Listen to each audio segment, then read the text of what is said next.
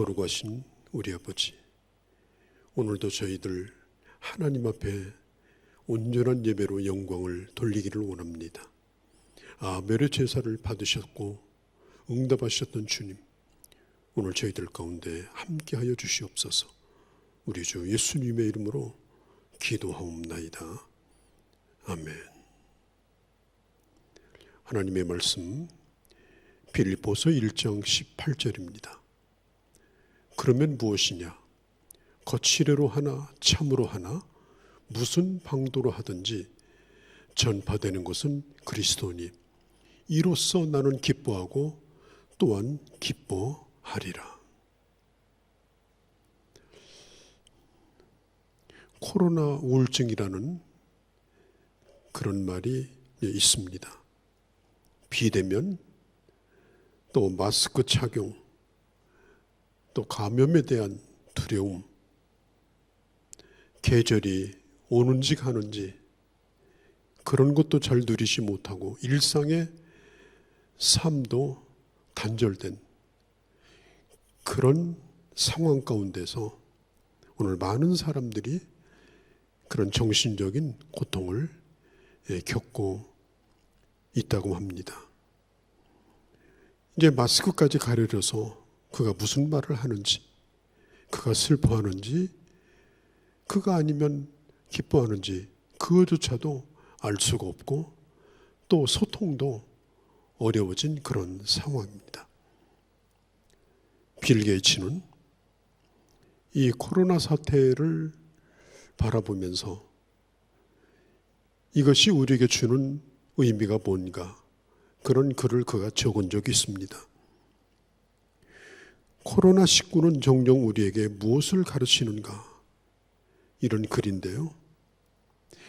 코로나19는 모든 사람이 평등하다는 것과 또 모든 사람이 연결되어 있다는 것과 그리고 건강이 얼마나 소중한가, 그리고 인생이 얼마나 짧다는 것과 우리가 해야 할 더 중요한 일이 무엇인지를 가르쳐주고 있다.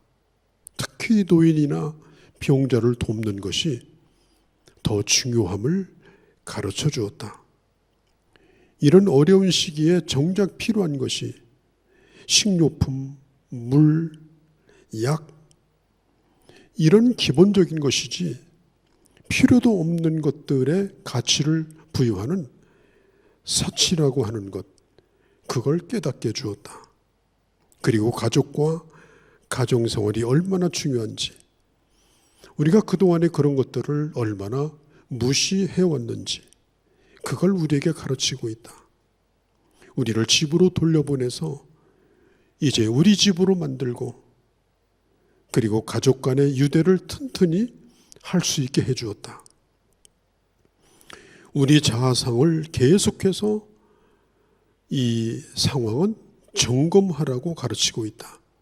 스스로 대단하다고 생각하거나 다른 사람보다 괜찮다고 생각하는 사람들도 단 하나의 바이러스가 그를 멈추게 할 수 있다는 사실을 가르쳐 주었다. 그는 결론적으로 이렇게 말합니다.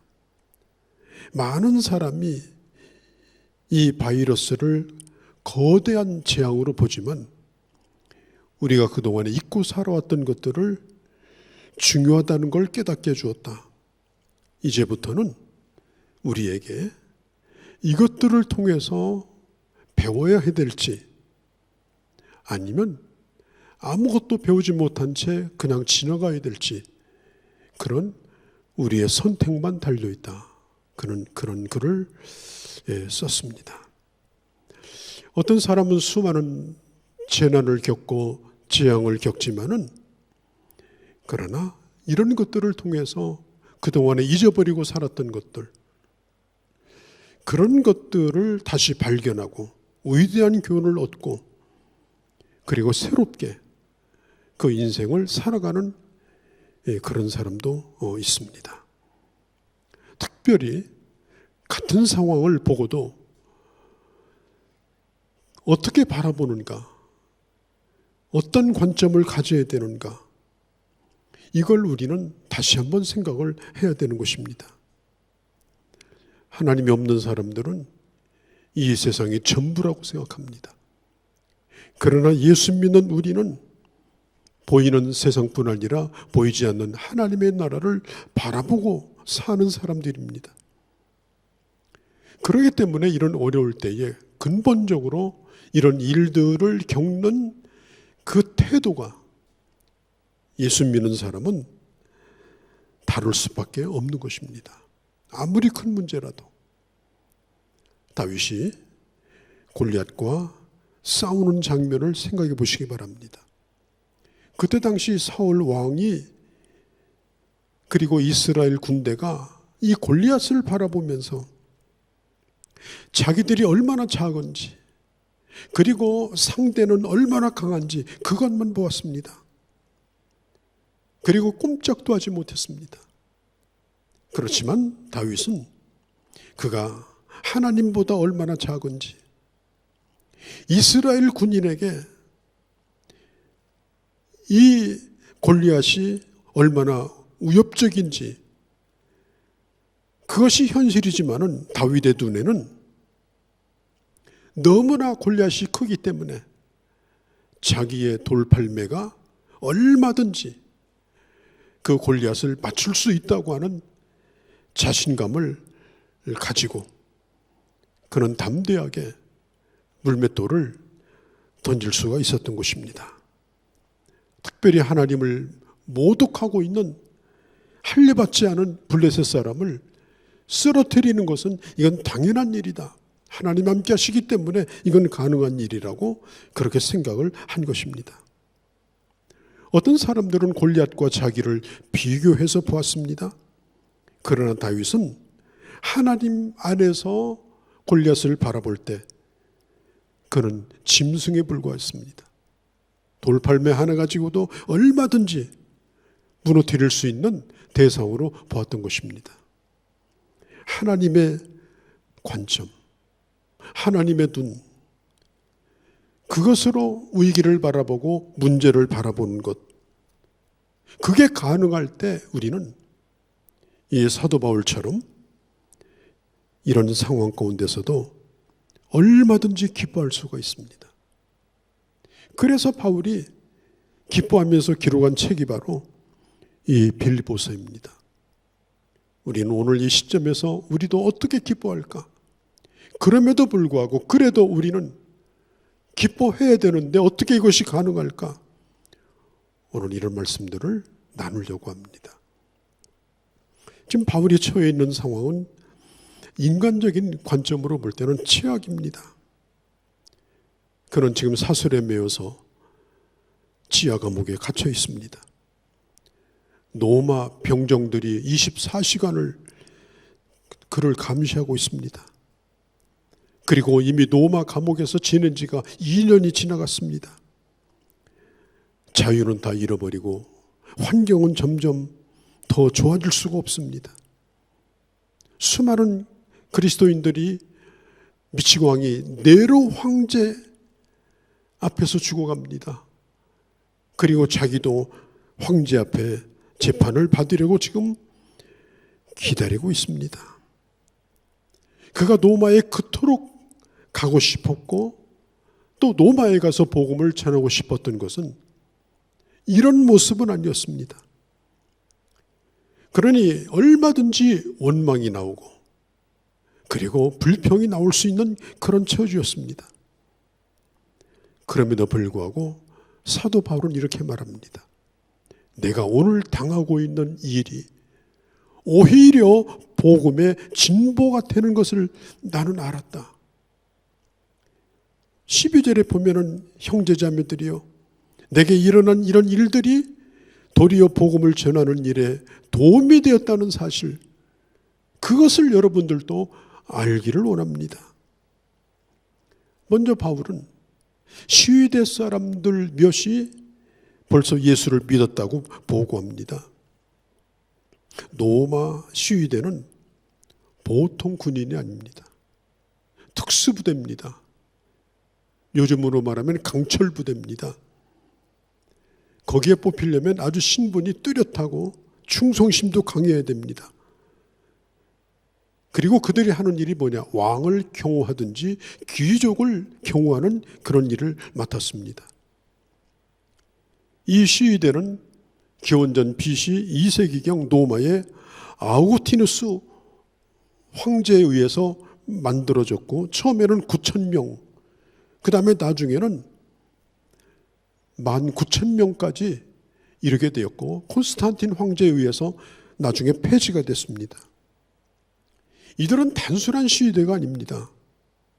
로마를 좌지우지하는 절대 군주인 황제, 그리고 왕의 가까이에 있는 강력한 권력자들, 그들을 보호하는 사람들입니다. 그래서 왕도 이 시위대를 함부로 하지 못하고, 더더군다나 귀족들도 오히려 시위대의 눈치를 보아야 되는 그런 위치에 있었습니다. 왜냐하면 그들이 자기들을 지켜주기 때문에 그렇습니다. 그런데 놀랍게도 이 시위대가 사도 바울이 있는 감옥을 지키는 그런 문지기를 하고 있었다는 사실입니다. 6시간씩 교대로 하루에 4차례씩 돌아가면서 보초를 섭니다. 바울은 이들에게 1대1로 복음을 전합니다. 떠날 수도 없습니다. 길을 막을 수도 없습니다. 꼼짝하지 못하고 반복해서 이들이 복음을 듣게 되고, 그리고 예수를 믿는 그런 역사가 나타났습니다. 믿음은 들으면서 난다고 했죠. 이 듣는 것이 얼마나 위대한지, 로마의 가장 강력한 군대에 있는 이 사람들이 믿음이 생겨서 예수를 믿게 됩니다. 어떤 경우에는 1시간 예배만 드려도 들어갔던 눈이 쑥 튀어나옵니다. 낙심했던 마음이 다시 살아납니다. 단 10분만 복음을 전해도 예수 안 믿던 사람들이 예수를 믿는 역사가 나타납니다. 조용한 아무도 없는 감옥에서 바울이 전하는 이 복음을 6시간 동안이나 들어야 되는데, 2년간을 계산해 보면 약 4,380명이 바울에 의해서 복음을 들었습니다. 어마어마한 일입니다. 이것이 연결이 돼가지고 결국은 네로 황제의 가족들까지 예수를 믿게 됩니다. 실제로 네로의 아내, 네로의 어머니, 그의 자녀들이 예수를 믿은 것 때문에 결국은 죽음을 당합니다. 바울은 이 사실을 경험하면서 말할 수 없이 기뻐합니다.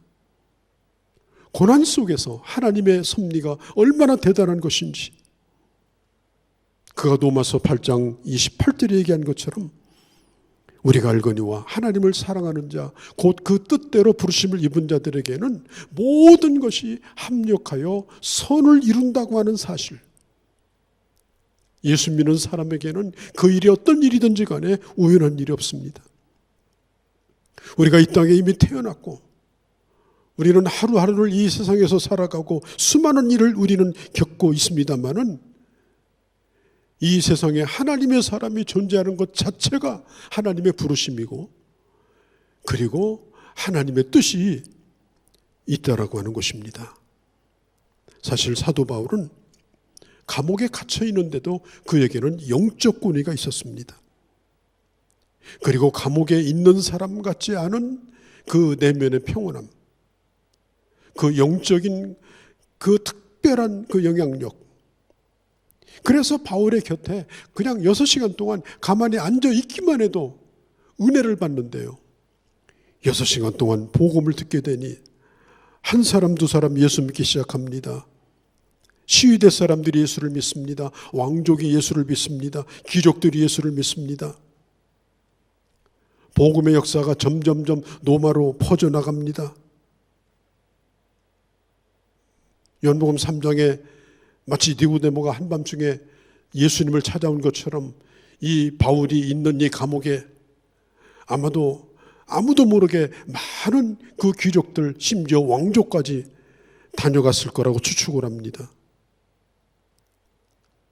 노마 황제가 기독교를 혹독하게 핍박하고 있을 때 네로 황제의 삼촌이 이미 예수를 믿었습니다. 사도 요한을 핍박했던 도미시안 황제가 기독교를 핍박하고 있을 때 그 왕의 어머니와 딸들이 예수를 믿었습니다. 그리고 서기 300년경에 노마가 완전히 기독교 분위기로 바뀌어버렸습니다. 강력한 힘을 가진 사람들이 예수를 믿게 되니 그 아랫사람들이 따라갑니다. 노마의 기독교의 봄바람이 불어옵니다. 강팍해진 사람들이 마음이 녹아내리기 시작합니다. 이제는 누구도 그 앞에서 견디지 못합니다. 그래서 결국은 노마가 기독교를 인정할 뿐 아니라 국가의 종교로 받아들입니다. 그리고 노마를 통해서 이 복음이 서쪽으로는 유럽으로, 동쪽으로는 아시아로 퍼지면서 이 복음이 세계를 향해서 나갑니다. 여러분, 사도 바울이 2, 3년 동안 로마 감옥에 있었던 그 사건이 기독교 역사에 있어서 얼마나 놀라운 기적을 일으켰는가. 바울도 그 일부분만 알고 기뻐했지, 이걸 다 알았다면 아마 바울은 절도했을 겁니다. 너무 기뻐서. 만일 바울이 감옥 밖에서 저작거리를 다니면서 사람들을 만나서 복음을 전했다면 어떻게 이런 일이 일어날 수 있겠습니까? 노마가 기독교를 받아들이지 않았을 것입니다. 바울은 매우 중요한 한 가지 사실을 깨닫습니다. 자신이 감옥에 갇힌 것 때문에 복음의 진보가 있었다. 그리고 그런 감옥에서 여러 편의 편지를 썼습니다. 그리고 그 편지가 바로 오늘 우리가 손에 들고 있는 빌립보서뿐 아니라 에베소서, 또 많은 이 서신서가 감옥에서 쓰여졌고 이것이 성경이 되었습니다. 사도 바울은 이런 모든 것들을 생각하면서 내가 기뻐하고 또한 기뻐하리라. 하나님이 지금도 일하신다. 복음은 지금도 매이지 않는다. 복음은 지금도 증거되고 있다. 합력하여 선을 이루신다. 이걸 믿으니 그는 그럼에도 불구하고 기뻐할 수밖에 없었던 것입니다. 이런 기쁨 여러분들 가운데 충만하기를 바랍니다. 바울이 옥에 갇힘으로 또 한 가지 일이 생겼습니다. 그것이 뭐냐면은 옥 바깥에 있는 사람들이 더 열심히 복음을 증거하기 시작했다는 것입니다. 오늘 16절에 보면은 어떤 사람은 좋은 뜻으로 복음을 전했고 어떤 사람은 나쁜 뜻으로 복음을 전했습니다. 어떤 사람들은 바울이 감옥에 갇히자 바울을 사랑하던 동역자들이 야, 우리가 이렇게 있으면 되겠느냐? 저분이 저렇게 감옥에서 고생하고 있는데 우리가 놀면 되겠느냐? 마치 전쟁터에서 옆에 있는 전우가 피를 흘리며 쓰러질 때 그때 옆에 있는 동료는 죽음을 무릅쓰고 적진을 향해 나갑니다. 오늘 감옥 밖에 있던 이 바울의 전우들이 바울이 감옥에서 죽을 때를 기다리고 있을 때 그들은 목숨을 걸고 감옥 밖에서 더 열심히 복음을 증거했습니다. 바울이 옥에 갇힌 것은 사실 살아있으나 죽은 거나 마찬가지입니다. 인간적으로 아무것도 할 수가 없습니다. 외부적 활동을 할 수 없습니다. 이미 전사한 것입니다. 그러나 바울을 대신해서 목숨을 걸고 복음을 전하는 사람들이 로마에 늘어나기 시작합니다. 자유로운 우리가 복음을 전하자 더 분발합니다. 하나님의 숨겨두신 하나님의 사람들이 일어나기 시작합니다. 이제는 얼굴을 드러내놓고 그 빈자리를 채우기 시작합니다. 지금 우리는 어려운 시기에 와 있습니다. 자유롭지 못합니다. 그러나 이럴 때에 더 복음을 전하는 데 힘써야 될 줄 압니다. 하나님의 일을 하는데도 힘써야 될 줄을 압니다. 그리고 하나님께서 역사하시는 열매들로 말미암아 하나님이 주시는 기쁨을 누리시기를 바랍니다. 어떤 사람은 나쁜 뜻으로 복음을 전하기도 했습니다. 바울이 로마에 오기 전에 이미 활동했던 사람들, 그런대로 괜찮았던 사람들, 존경받았던 사람들이 바울이 들어오니까 바울의 그늘이 너무나 커서 그들은 빛을 잃어버리고 말았습니다. 유능하던 사람들이 보통이 되고 말았습니다. 바울이 감옥에서 2년 3년 나오지 못하자 이제 바울이라고 하는 그 거장의 그늘 밑에 숨겨있던 사람들이 드디어 고개를 들기 시작합니다. 내가 바울보다 더 잘할 거다, 더 열심히 할 거다. 그런 경쟁심, 시기하는 마음, 그런 마음을 가지고 그런 복음을 전합니다. 이 사람들이 누구인지 우리는 알지 못합니다. 아마도 바울을 나이벌로 생각했던 사람들일 것입니다. 그런데 이들이 바울의 자리를 대신 차지하면서 열심히 복음을 전합니다. 그러면서 감옥에 있는 바울에게 한 방 먹여주기를 바랬죠. 바울이 실망하기를 바랬죠. 그러나 이런 소식을 들었던 바울의 반응은 참으로 놀랍습니다. 바울은 이렇게 말합니다. 그렇지만 어떻습니까? 그들이 거짓된 마음으로 복음을 전하든지 참된 마음으로 복음을 전하든지 어떤 식으로 증거되든지 나는 그리스도가 증거되는 것 때문에 나는 기뻐합니다. 앞으로도 나는 기뻐할 것입니다. 선의의 경쟁, 그런 경쟁을 오히려 좋게 생각하고 그리고 자기의 빈자리를 채워주는 것에 대해서 오히려 감사하였습니다. 교회도 마찬가지입니다. 한 사람의 큰일을 거기를 벗어나지 못하고 빛을 보지 못하는 사람이 있을 수가 있습니다. 그런데 어려울 때에 이들이 일어납니다. 이들이 힘을 내기 시작합니다. 말씀을 증거하기 시작합니다. 이들이 빈자리를 대신하는 정도가 아니라 이제는 뛰어나게 일을 합니다. 늘 기가 죽어있던 사람들이 힘을 냅니다. 너도 나도 힘을 냅니다. 전혀 다른 역사가 나타납니다. 저는 바로 지금이 그런 때라고 생각합니다. 다 잠자고 있으면 하나님의 교회가, 하나님의 나라가 어떻게 되겠습니까? 이럴 때에 숨겨져 있던 하나님의 사람들이 일어나서 그 공간을 채워주며 하나님을 기쁘시게 하는 자로 하나님의 손에 붙들려 쓰여지기를 바랍니다. 바울은 자기 자신이 왜 감옥에 와 있는가? 복음 때문이었습니다. 도둑질하다가 잡힌 거 아니고 사기치다가 잡힌 거 아니에요. 누구를 때린 상해를 입힌 것도 아닙니다. 오직 복음 때문입니다. 그렇다면 좋은 마음으로 하든 시기하는 마음으로 하든 이 복음이 증거된다고 하는 거,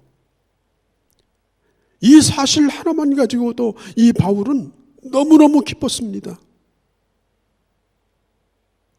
바울이 이 세상에서 사람들에게 대접을 받고 호화로운 생활을 하는 것이 목적이었다면, 그게 자기 존재 이유였다면 한없이 비참해집니다. 여러분, 자기 존재 이유를 모르고 살아가는 사람들, 이런 사람들은요, 아무리 열심히 살아도 다 허탕입니다. 그 열심이 무슨 의미가 있습니까? 그러나 목적을 분명히 하고 사명을 분명히 하고 오로지 그 일만 잘 되기를 바라는 사람은 그 일을 하는 사람들이 점점 늘어나는 것, 그것 자체를 좋아합니다. 함께 일하는 사람들이 더해지는 거, 그걸 감사하게 생각합니다. 어떤 동기이든지 내가 그렇게 바라고 원하던 복음이 증거된다면, 예수 그리스도가 증거된다면 바울은 기뻐할 수 있다고 말합니다. 쇠사슬에 묶여도 기뻐합니다. 마가복음 9장에 보면 한 번은 제자들이 예수님께 찾아와서 이런 얘기를 합니다. 울그락불그락 합니다. 예수님, 주님을 따라다니지도 않고 우리도 잘 모르는 사람들이 주님의 이름으로 지금 병자를 고치고 있습니다. 주님의 이름으로 지금 귀신을 내쫓고 있습니다. 그래서 우리가 찾아가서 얘기했습니다. 누구 허락받고 하느냐고. 다시는 그런 거 하지 말라고 단단히 혼내주고 왔습니다. 이 제자들은 단순합니다. 함께 안 하는 사람은 반대하는 사람, 우리와 함께 모으지 않는 사람은 우리를 해치는 사람, 이런 흑백 논리. 예수님께서 이렇게 말씀했습니다. 나를 반대하지 않는 사람은 내 편이다. 반대되는 행동을 하지 않고 있는 것만 가지고도 내 편이라고 생각해라. 차라리 아무것도 안 하고 반대도 안 하고 그냥 있는 것만 해도 감사한 일이다. 만일 그들이 다 일어나서 핍박한다면 어떻게 할 거냐? 그들에게 가서 너는 누구 편이냐? 너희는 좌편이냐 우편이냐? 이 오늘날 정치 논리처럼 그렇게 따진다면 여러분 어떻게 하겠습니까? 우리가 선거철이 되면 개인적인 정치적인 신념 또 자기 판단에 의해서 입장이 각자마다 분명할 수가 있습니다. 그러나 서로 진영이 갈리고 싸우는 것을 원치 않기 때문에 조용하게 있는 것도 사실 나라를 위한 것입니다. 사람 가르기, 쪼개기, 나누기, 이거보다는 우리가 서로 다른 입장을 가지고 있는 사람이 있을지라도 한 나라 안에 살고 특별히 한 교회 안에 존재하고 이 모든 일들이 하나님의 뜻 가운데 우리는 하나님의 주권을 믿는 자니까 내 뜻대로 되어도 하나님의 주권, 내가 원한 대로 안 되어도 하나님의 주권, 그래서 조용히 기도하는 그것도 잘하는 것입니다.